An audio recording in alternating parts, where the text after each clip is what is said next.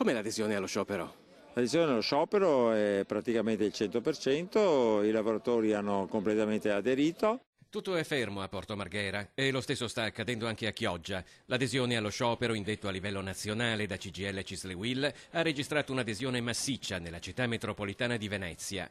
Tutti o quasi tutti hanno incrociato le braccia per chiedere il rinnovo del contratto nazionale scaduto il 31 dicembre 2018, ma c'è anche una motivazione politica. Il governo sta facendo dei ragionamenti che a noi non piacciono tantissimo, nel senso che è una privatizzazione delle autorità portuali. Allora, le autorità portuali sono degli enti pubblici, l'acqua, le banchine sono un bene dello Stato, quindi un bene dei cittadini, non possono essere cedute a nessuno.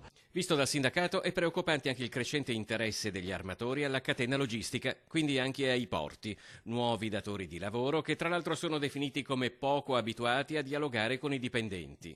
I lavoratori del porto, tra l'altro, cambiando argomento, erano disposti a rinunciare ad un aumento contrattuale per contribuire ad un fondo per la formazione alle nuove tecnologie o per i prepensionamenti, un'ipotesi che è stata rigettata. Qui poi c'è anche un altro problema. Venezia, che è da sempre un porto limitato, con lo scalino del Mose ha dovuto ridurre la stazza delle navi che possono entrare. 10 centimetri di una nave porta container vogliono dire 100 container.